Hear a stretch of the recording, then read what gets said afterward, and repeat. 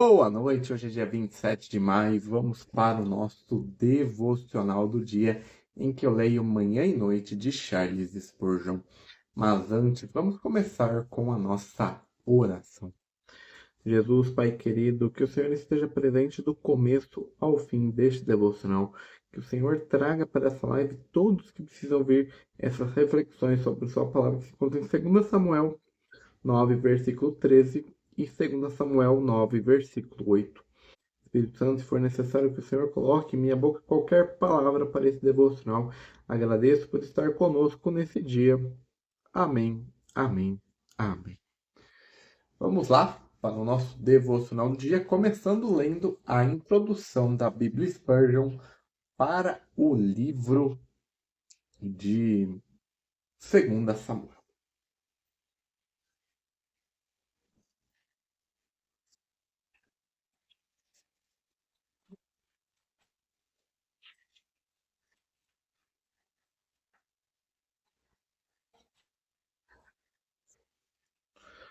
O segundo livro de Samuel. Circunstância da escrita. A antiga tradição sugere que os livros de 1º e 2º Samuel originalmente formavam um único livro. Alguns estudiosos acreditam que Samuel foi em grande parte responsável pelo trabalho redigido até 1 Samuel 25, que os profetas Natã e Gad deram uma contribuição significativa ao restante. Essa proposta, no entanto, deve permanecer especulativa porque os livros não trazem os nomes de seus autores. O livro de 1 Samuel, capítulo 27, versículo 6, sugere que provavelmente não foi concluído algumas gerações após a divisão do reino por volta de 930 a.C., após a conquista da terra pelos israelitas durante os dias de Josué. Israel entrou em um tempo de apostasia. O livro de Juízes descreve as recorrências de um ciclo com fases previsíveis. Primeiro, o povo pecou contra o Senhor e caiu em idolatria. Segundo, o Senhor levantou um adversário para afligi-los e fazê-los retornar para ele. Terceiro, o povo clamou ao Senhor demonstrando arrependimento. E quarto, o Senhor levantou um juiz, ele trouxe libertação através dele. O famoso versículo do livro de Juízes: naqueles dias não havia rei em Israel, cada homem fazia aquilo que era certo a seus próprios olhos. Juízes 21, 25 descreve o período de maneira apropriada. O livro de 1 Samuel retorna, retorna um registro histórico no final desses dias tempestuosos. Contribuição para a Bíblia. Os livros de 1 e 2 Samuel descrevem a transição de Israel de uma sociedade vagamente tribal, sob orientação de Deus, uma teocracia, para uma liderança centralizada sobre um rei, que prestava contas a Deus, uma monarquia. A vida e o ministério de Samuel moldaram em grande parte esse período de reconstrução à medida que ele levou seu povo de volta para Deus. O reinado de Saul destacou os perigos que os israelitas enfrentaram por causa de um rei para liderar. Enfrentaram por clamar por um rei para liderá-los. As advertências de Samuel caíram em ouvidos surdos, porque o povo de Deus tinha a intenção de se tornar como as nações ao seu redor. Por fim, eles conseguiram o que pediram, mas pagaram um preço terrível. A vida de Saul é uma advertência para confiarmos no tempo de Deus para as provisões da vida. O reinado de Davi testificou as incríveis obras que o Senhor podia realizar e faria através de sua vida, através de uma vida que se rendesse a ele. O segundo rei de Israel parecia bastante consciente da bênção de Deus em sua vida e exibia um coração terno para as coisas dele. Gerações posteriores receberiam bênçãos por causa da vida de Davi. O pacto especial de Deus com ele encontrou seu último cumprimento em Jesus, o filho de Davi. As consequências do pecado de Davi com Batseba, no entanto, é uma advertência para todos que experimentam a atração do pecado.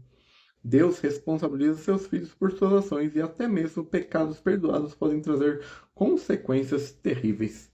Estrutura. O livro de 2 Samuel, do capítulo 1 ao capítulo 4, descreve a luta pelo trono de Israel, que começou com a morte de Saul. Davi foi ungido pelos homens de Judá, mas Abiniger ungiu Ibosete. o filho sobrevivente mais velho de Saul como rei de Israel. Uma guerra civil de 2 anos resultou na morte de Bossete e na coroação de Davi como rei sobre toda Israel. O livro de 2 Samuel, do capítulo 5 ao 24, apresenta destaque do reinado de Davi. Deus estabeleceu um pacto especial com ele, prometendo estabelecer o trono de seu reino para sempre. O pecado de Davi com Batseba, no entanto, trouxe consequências desastrosas para seu reinado e tornou-se um ponto de transição em 2 Samuel. No final, o arrependimento de Davi confirmou sua designação como homem segundo o coração de Deus, mas seu pecado mostrou que mesmo o rei não estava acima da desobediência às leis de Deus. Spurgeon em 2 Samuel. Embora Davi soubesse que foi ungido para ser rei sobre Israel, ele não dava nenhum passo em direção à sua posição por direito sem primeiro pedir orientação de Deus. Além disso, ele não estava contente com uma orientação genérica, mas queria uma indicação particular e específica sobre onde deveria ir. Não foi suficiente Deus lhe dizer vá. Ele queria saber exatamente para qual cidade de Judá que deveria ir. Isso não foi uma exceção ao hábito de Davi. Desde sua juventude, ele estava acostumado a pedir direção ao Senhor em todos os casos de dificuldade, e nunca parecia estar satisfeito, ao menos se pudesse ouvir o som dos pés do seu mestre logo atrás dele, ou perceber uma indicação clara que ele estava à sua frente ou andando ao seu lado. E essa é a introdução da Bíblia Spurgeon para o segundo livro de Samuel. Agora vamos ler os nossos devocionais, começando lendo o devocional da manhã. Morava Mefibosete em Jerusalém, porque comia sempre à mesa do rei. Ele era coxo de ambos os pés. 2 Samuel 9, versículo 13. Mefibosete não tinha uma bela aparência para uma mesa real.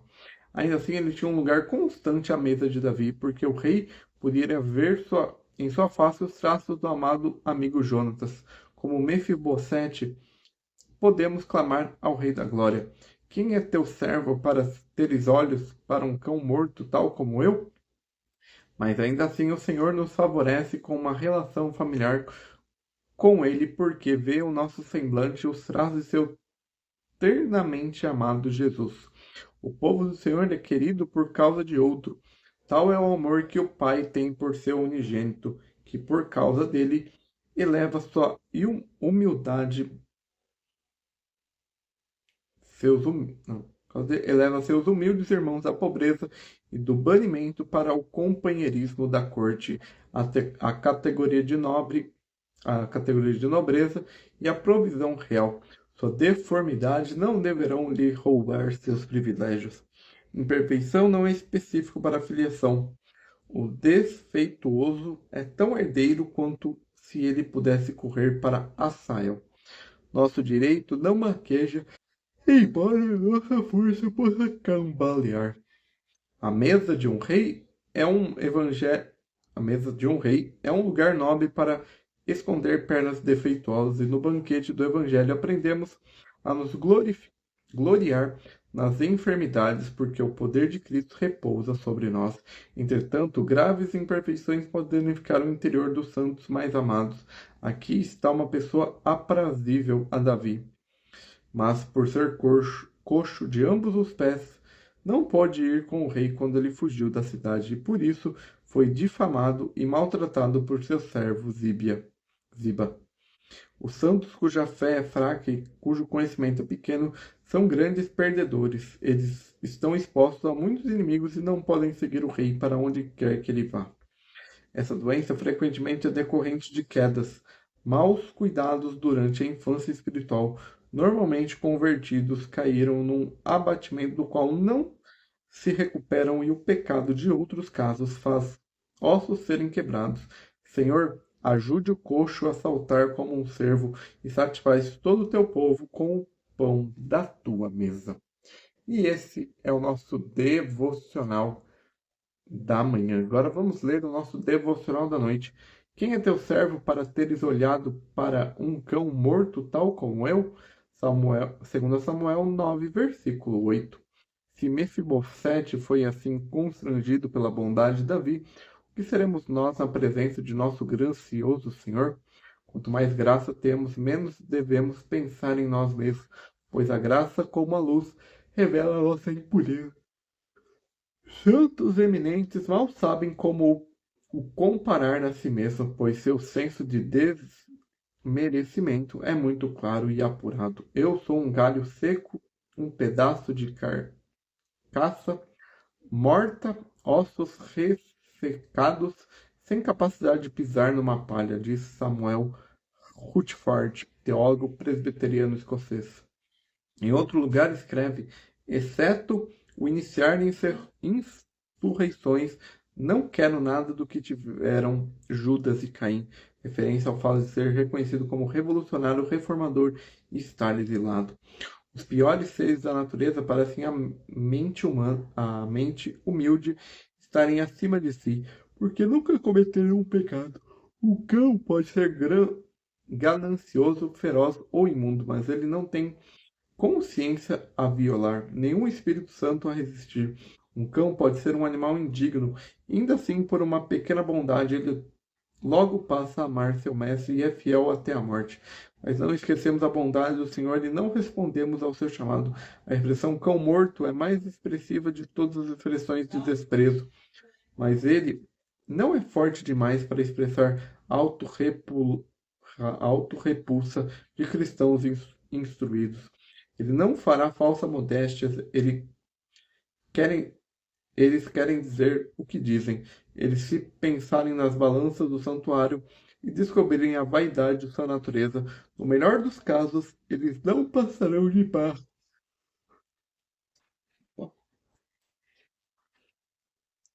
Pó animado.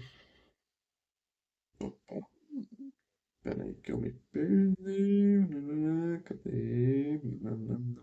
Pó animado. Meros montículos andastes para vistos como pecadores. Na verdade, são monstros. Sejamos anunciados no céu como maravilha. Se o Senhor possa colocar o amor de seu coração sobre nós, pó e cinzas como possa,